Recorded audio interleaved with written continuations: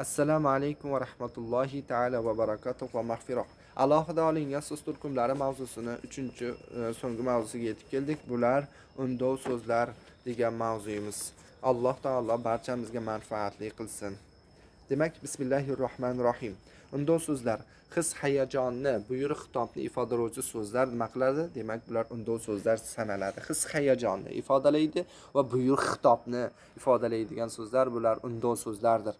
Endi his hayajon undovlariga bir misol keltiraylikchi desa, bor shunaqa so'zlar.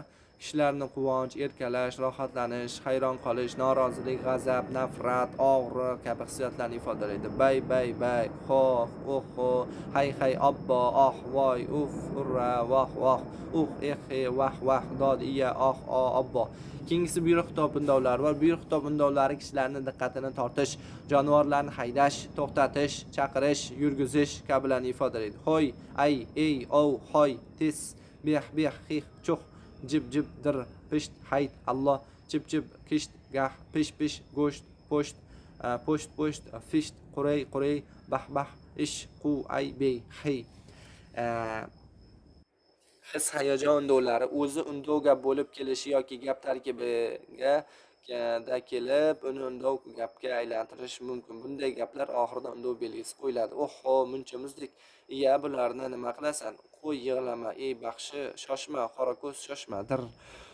Bu mishiqi bola-ku, chu jonivor. Abduqodir tis deb barmog'ini labiga qo'ydi. Xo'sh, ishlar yaxshimi, Xotamjon? Ey muhtaram shoir, izladim, keldim. Voy, shoshmang, didoringizni to'yib olay. Hay, shoshma, dedi Zebi. Hoy, nima balo bo'ldi, deb alangladi oqsoqol. Voy, nimalarni o'ylayapman men. Oho, jiyaningiz vazir bo'pti-ya.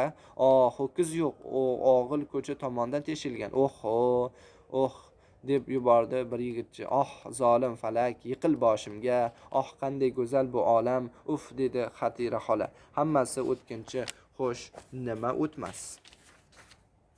Albatta, har bir keltirayotgan bizlarni misollarimiz ham juda ham manfaatga, o'zimizni o'nglashligimizga, to'g'rilashligimizga asos va sababchi bo'ladigan bir so'zlarni olganmiz. Keyingi so'zlarimiz: voy ey bolam, voy yaxshi, muazzam Enasoy daryosi.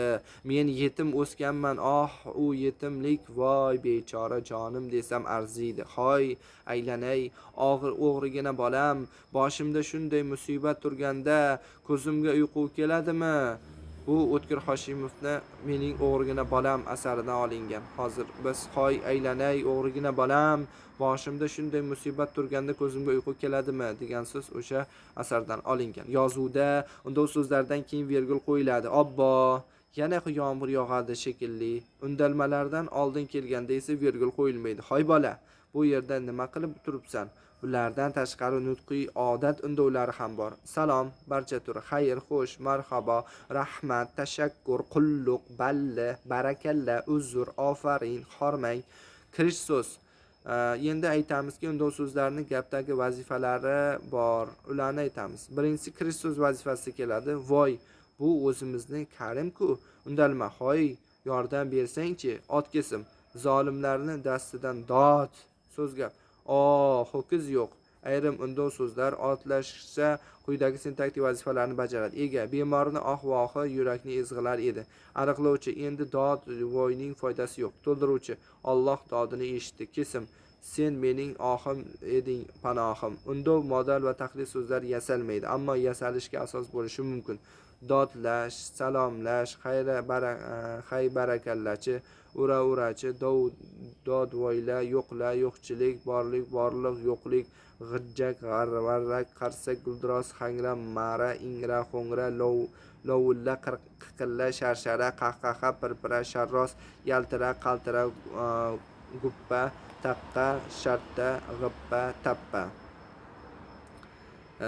Alloh taolo barchamizni qabul aylasin, xatolari, o'z nuqsonlarini o'zi kechirsin. Alloh taolo alohida olingan so'z turkumlarini mana biz ko'rib chiqdik. Alloh taolo albatta barchalarimizga xayrli va manfaatlisini ato etsin. Keyingi darslarda ko'rishguncha xayr, sog' salomat bo'linglar. Assalomu alaykum va rahmatulloh.